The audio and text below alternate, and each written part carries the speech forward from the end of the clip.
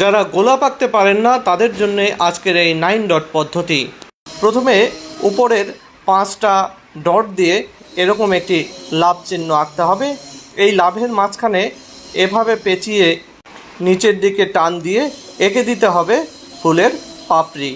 এরপরে বাম দিকে বাকি একটা টান এবং ডান দিকে এভাবে বাকি একটা টান পরে তলায় যোগ করে দিতে হবে।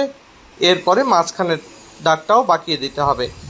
নিচে এভাবে স্টারের মতো করে এঁকে দিতে হবে ফুলের বৃত্তি। তার সঙ্গে এভাবে একটা গোলাপ ফুলের স্টিক। ডান পাশে এবং বাম পাশে এঁকে দিতে হবে 2টা পাতা। পাতায় এভাবে খাসকাটা থাকবে। 2টা পাতা এভাবে এঁকে দেওয়ার পর এর মাঝখানে দিয়ে দিতে হবে কতগুলো শিরা। এরপর স্টিকের সঙ্গে দিয়ে দিতে হবে কতগুলো কাটা। উপরে দিতে পারেন এরকম একটা পাপড়ি। হয়ে গেল গোলাপ।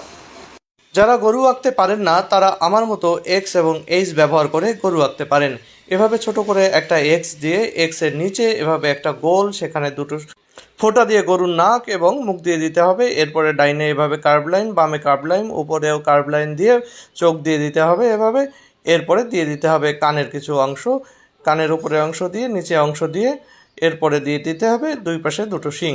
এরপরে এভাবে টান দিয়ে গরুর পিঠটা এঁকে ফেলতে হবে। এরপরে নিচে গলার অংশ দিয়ে সামনে একটা পা এভাবে এঁকে ফেলতে হবে। খুঁটটাকে এভাবে কালো করে রং করে দিয়ে পেছনে লেজের লাইন টেনে পা এঁকে দিতে হবে। পিছনের পায়ের খুঁটটাও কালো করে দিয়ে পেটের লাইন, এরপরে লেজটাকে সুন্দর করে এঁকে দিতে হবে। এরপরে গরুর যে বাট, এরপরে বাটের পিছন দিয়ে আর একটা পা এবং সামনে আর একটা পা এঁকে দিতে হবে। পা এঁকে এর খুঁটটা কালো করে দিতে হবে। এরপর রাবার দিয়ে মুছে ফেললে হয়ে গেল গরু। যারা সহজে টিয়া পাখি আঁকতে চান তারা ইংরেজি এই টু ব্যবহার করে টিয়া পাখি আঁকতে পারেন। এভাবে টু লিখে এরপরে নিচ থেকে এভাবে একটা লাইন টেনে মাথা এবং পরে সেখান থেকে পেটের অংশ এঁকে দিতে হবে।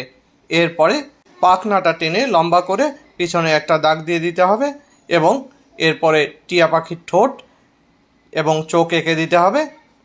এরপরে পাখনায় 3টা লাইন, নিচের লাইনটাকে একটা গাছের ডালে এভাবে রূপান্তর করে ফেলতে হবে। এবার পাখনার নিচে এভাবে দাগ দিয়ে লম্বা করে টিয়া পাখির ল্যাজটা এঁকে দিতে হবে। এরপরে টিয়া পাখির নখগুলো এভাবে এঁকে দিতে হবে। এবারে পাখির গলায় এভাবে 2টো দাগ দিয়ে দিতে হবে। হয়ে গেল টিয়া পাখি। এবার গায়ে সবুজ রং, ঠোঁটে লাল রং এবং ডালে বাদামি রং করে দিলে হয়ে গেল টিয়া পাখি।